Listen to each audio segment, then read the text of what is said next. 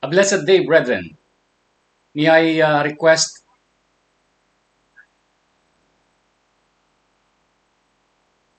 a blessed day, brethren. May I request everyone to please stand to give reverence and respect to our great God and His Word. I would like to read Galatians in chapter 5, verses 22 and 23. But the fruit of the Spirit is love, joy, peace, patience, kindness, goodness, faithfulness, gentleness, and self-control. Against such things, there is no law. May the Lord bless the reading of these scriptures. Let us pray. Our loving God, we joyfully and humbly come unto you this morning for giving us once again, Lord, an opportunity not only to have our fellowship with our fellow brethren and a fellowship with you, but of course, O Lord, to nourish our spiritual selves. Thank you for guiding us for the past days, and thank you for all those successes, those ups and downs in our lives. This manifests really that you are good in our lives. Thank you so much, Father God, for the opportunity in knowing you, to have faith on your Son Jesus, for us, Lord, to enjoy this life on earth and life soon in your kingdom. And so, Lord, prepare then our hearts, our mind, ourselves to listen on your word. May the power of your Holy Spirit, Lord, work within us. Thank you so much. And this is our prayer. In Jesus' mighty name, amen and amen. You may now be seated, brethren. Once again, good morning po sa inyong lahat. Nagagalak po akong magbahagi muli ng kanyang mga salita. And I do believe with this platform ay nakakarating pa rin ang Panginoon. And it's my joy. Ako po ay galak na galak to share with you about His Word. Na kahit man our wish, our prayer ay nandyan na po kami, pero ang kagustuhan pa rin ng Panginoon ang siyang manaigan. So, brethren, hindi ko na po patatagalin as stated with our program for this year. May we radiate holiness for the third quarter of this year, of this calendar year. May we radiate holiness. And I think we are now on the second to the last Sunday of this quarter, because it's now September 22, right? September 22. At naniniwala po ako na patuloy po na lumalago po tayo on our holiness. Amen? Okay, purihin po ang Panginoon. And again, our theme for this month, 2 months actually, keep in step with the Holy Spirit. And the topic given me is focused on gentleness. So keep in step with the Holy Spirit through gentleness. So isang step, again, ulitin ko lang, second to the last fruit. Okay?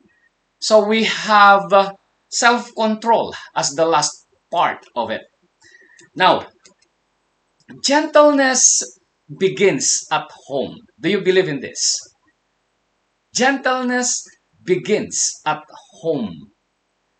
All the time in my classes at Values Education here in the Philippines, palagi kong sinasabi sa aking mga estudyante, all learnings that you have in your life starts at home. Agree, disagree, sabi ko sa kanila. Yes, sir. The first ever teacher of a child is the mother.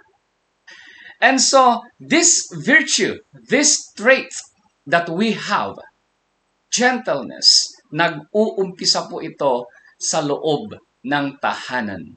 Whether we like it or not, accept it or do not accept it, this is a reality. Gentleness begins at home.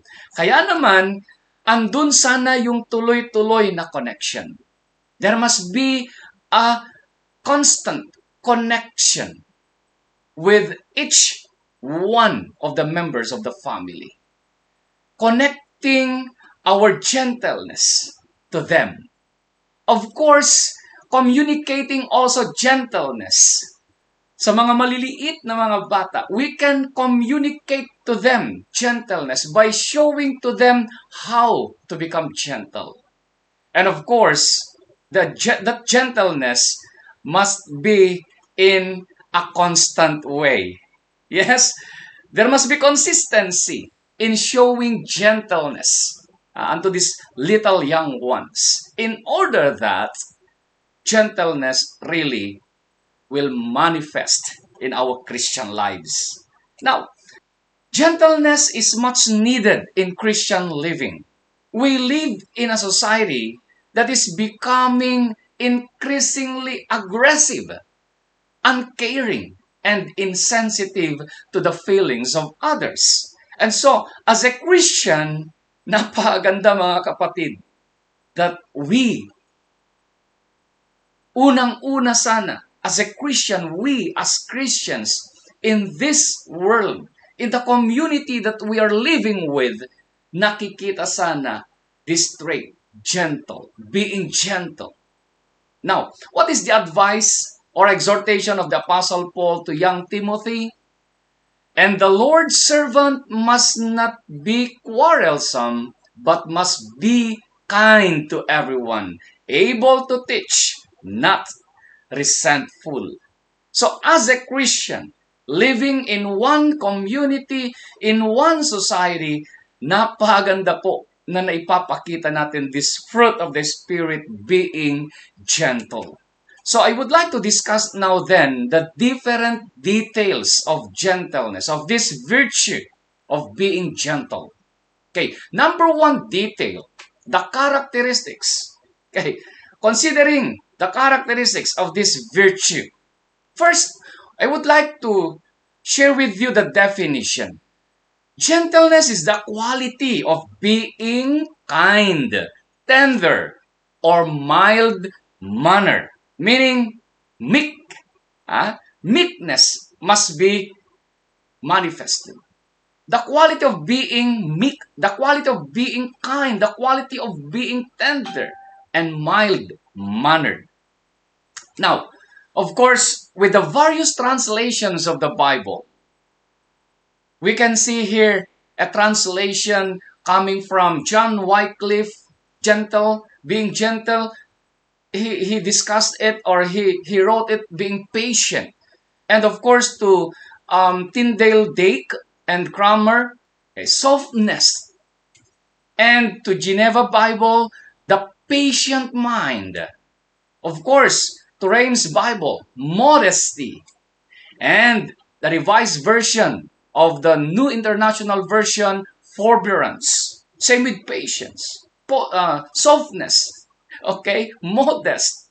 And of course, the King James Version, there must be moderation. So being gentle is to be moderate. And the last one, at ito yung gustong-gusto ko na makita natin, according to Matthew Arnold, sweet reasonableness. Okay, so with this definitions, we can see that gentleness really is a great virtue that a Christian must possess, that a Christian must have. So, with a description of this virtue, it describes the courtesy and graciousness which should characterize a Christian gentleman. This must be the picture of a Christian. This must be the description. This must be the idea that a Christian must have. Being gracious, okay? Being kind, being tender. Now, ano pa? The term indicates something of the power of yielding. You are submitting, committing to an ability, giving way to the wishes of others. The poise of soul which enables one to sacrifice his own rights, not by necessity, but out of generosity and sympathy. So, nakita nyo, no? You are giving up everything, yielding to the wishes of others, not ours. So, that is gentleness. Napakahirap man na gawin, but according to this description and definition, we need to surrender and to submit to the wishes of others. Meaning, gentleness is the spirit that enables a man to bear injuries with patience and not demand all that is rightly his due for the sake of peace. Gusto mo bang maging maayos, mapayapa ang lahat? Okay. You need to surrender everything for the sake of your fellow. Kaya napakahirap somewhat this gentleness ay binibigyan niya tayo ngayon ng burden, na pahihirapan tayo. But because this is one of the fruit of the Spirit, we need to submit like Jesus did when he was on his earthly ministry. So, again, mahirap man, but if we have the Spirit in us, kayang-kaya yan. Now, detail number 2. To deepen our knowledge with regard that virtue, the characteristic of gentleness, may we now have this detail number 2, the criterion of this virtue. So when we say criterion, these are the principles or standards. So according to the writings of the Apostle Paul in Philippians in chapter 4 in verse 5, let your gentleness be known to all men. The Lord is at hand. Wow, the Lord is at hand. So let's apply gentleness. So this principle, this standard is very important then to consider in our lives. Because the Lord is at hand. Meaning, malapit na. The coming of the Lord is at hand. Let us be gentle to all men. So, with regards to this criterion, gentleness is to be a personal quality of all Christians. Taking a look to these 3 areas wherein gentleness must be manifested. Starting from the leaders. 1 Timothy in chapter 3 in verse 3. What do we have in this verse? A leader must not be a drunkard, not violent but gentle, not quarrelsome, not a lover of money.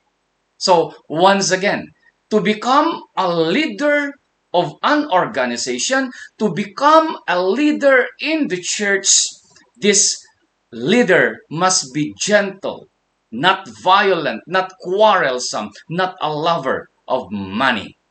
How about those people who are teaching? Those people who are considered teachers. In 2 Timothy in chapter 2 verses 24 to 26 it says, and the Lord's servant must not be quarrelsome, but must be kind to everyone. Okay, remember that word? Okay? Kind to everyone. Able to teach, not resentful. Opponents must be gently instructed. Again, as teacher, opponents must be gently instructed in leading them to a knowledge of the truth, and that they will come to their senses and escape from the trap of the devil, who has taken them captive to his will.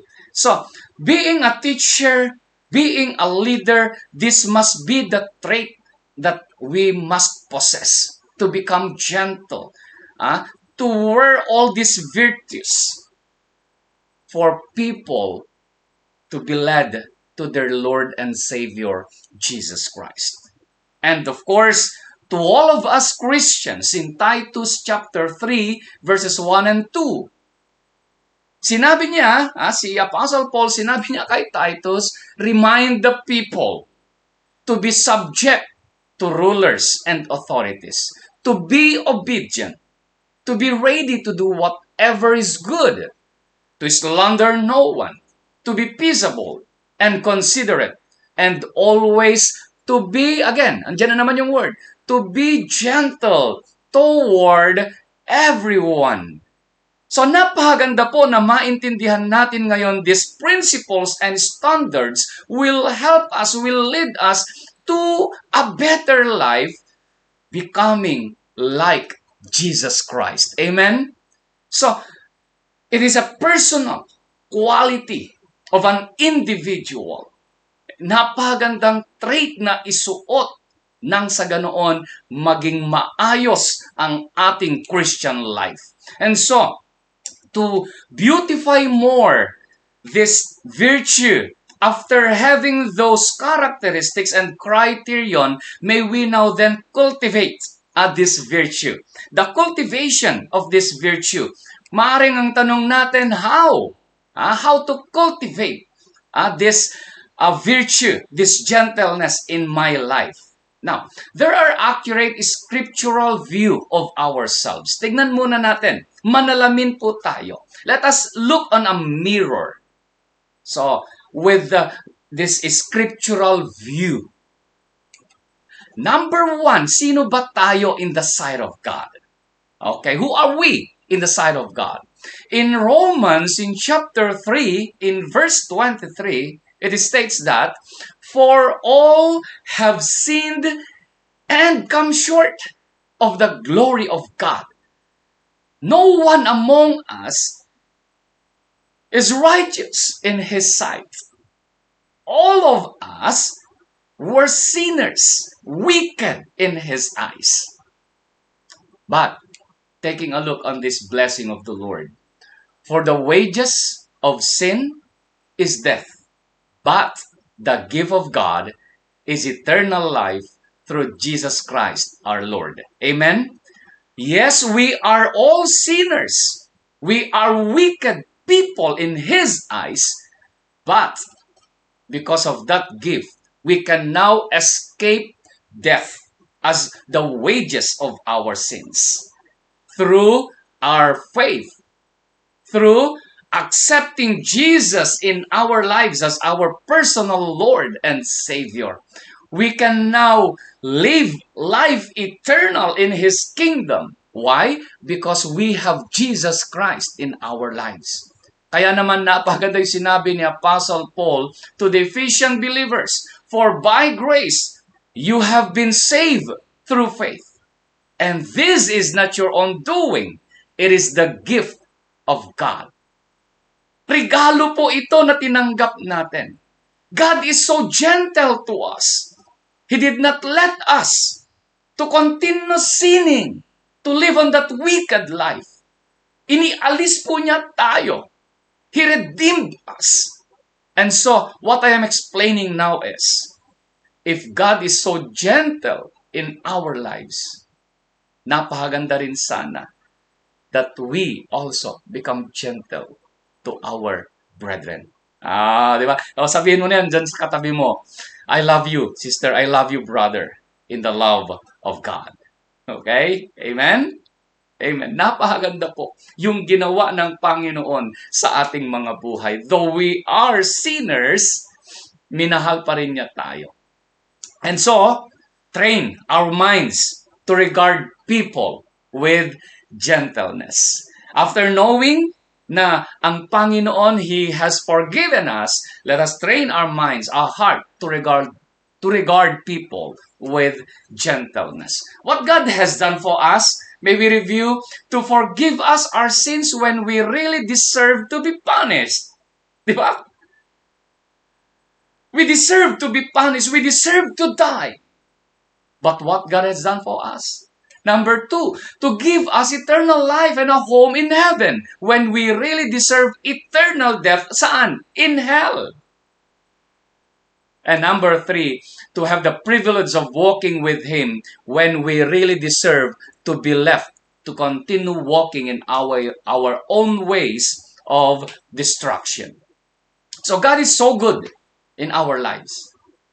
He has done great things in our lives. And so, what shall I do then? Okay, to regard people with equal Gentleness. Now, also, to give a finality, I would like to use Ephesians chapter 4 in verse 32 to cultivate gentleness in our lives. Anong sabi niya? Be kind to one another, tender-hearted, forgiving one another as God in Christ forgave you. O, di ba? So, napakaganda yung ginawa ng Panginoon. And so, ano rin ang gagawin ko ngayon sa aking kapwa? What shall I do also in this life as a Christian? Let us remember, this world has been corrupted by the devil. Sinira na ng dyablo ang mundong ito sa kanyang mga maling gawa. And so be kind to one another, tender-hearted, forgiving one another. Amen? Forgiving one another. Because God in Christ has forgiven us. Okay, napakabuti ng Panginoon. Praise the Lord. Now, and detail number 4. After having that characteristics, after knowing those criterions or the standards, the principles that we must have, and of course, with the cultivation of gentleness in our lives, may we now move on to detail number 4, the application, completion of this virtue in our lives. Tunay nga naman, anong silbi na nagluto ka, inihain mo, then pinanood mo lang. Diba? Mabubusog ka ba? So the completion of this virtue. Okay, completion number 1 in serving God and serving others. This is what we call horizontal and vertical services that we can offer to God. Of course, let us remember this. Kung anong ginawa mo sa iyong kapwa, ginawa mo na rin yan kay God. Yes?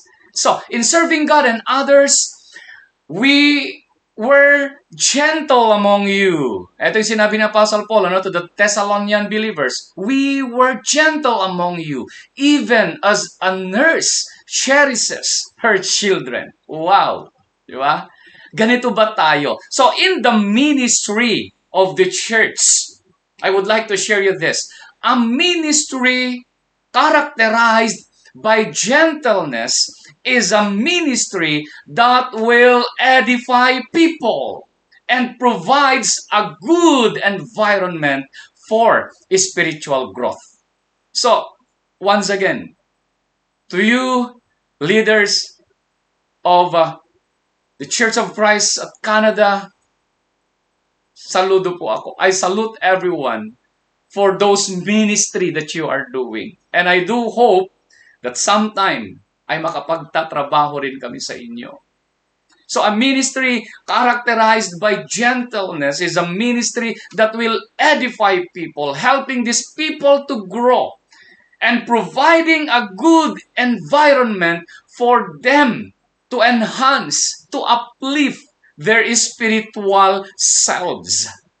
Kaya po, may program na sinasuggest po si Brother Joshua, the chairman, na mangyari ay magkakaroon po ang church ng discipleship training, edifying people for a certain ministry. So, napakaganda po niyan. Also, I've heard that after the baptism, sa mga bagong baptized po, my congratulations to all of you. Purihin ang Panginoon for that decision that you have made. Napakagandang decision po yan in life. And my congratulations to all of you. At may follow-up po na Bible study. I've heard somewhat si Brother Bong ang nagbibigay nito.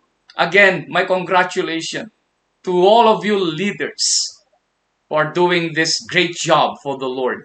Edifying people, providing good environment for spiritual growth.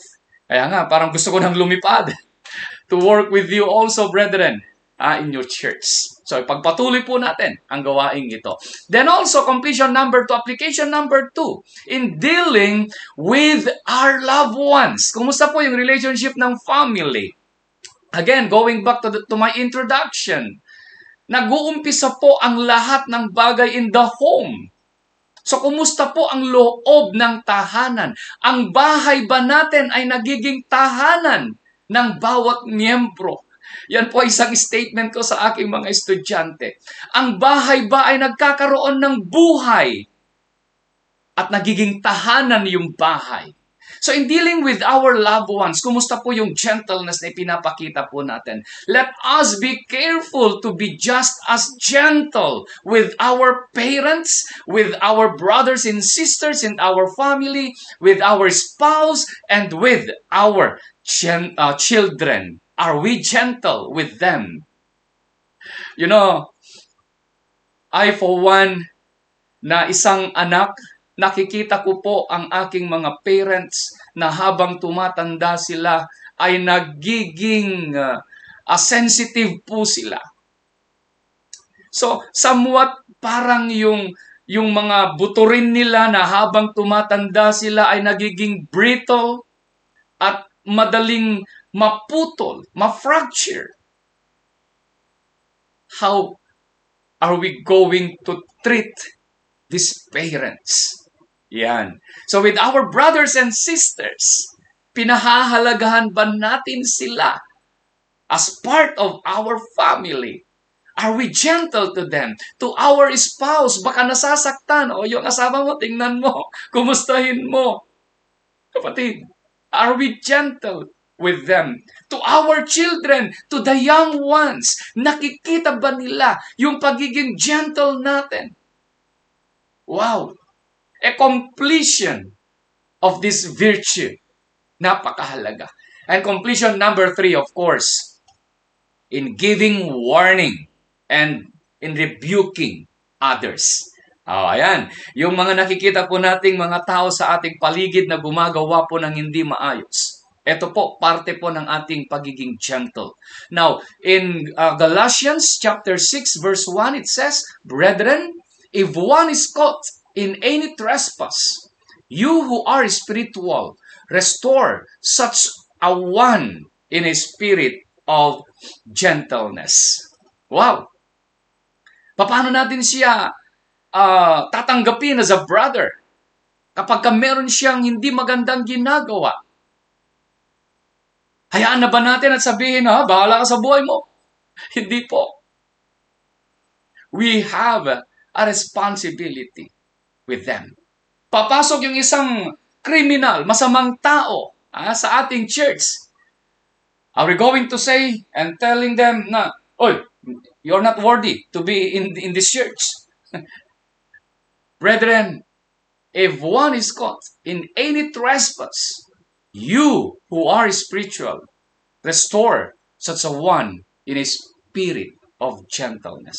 And of course, being gentle, be careful also, because maybe you will be affected and infected with the trespass that he is doing. So, let us be careful also. But be gentle with them. Mahal din sila ng Panginoon. Amen? Mahal sila ng Panginoon. The Lord wanted everyone to be saved. Kaya tulungan po natin sila. Let us be gentle with them. And so, we should never use a holier-than-thou tone whenever we give such warning, but rather a tone of urgent, loving concern for the welfare of the erring brother or sister. Ang ganda nito. I like this statement.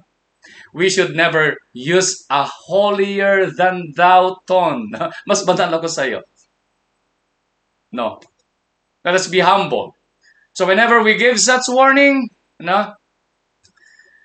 magkaroon sana tayo ng urgent, loving concern for the welfare of that brother or sister.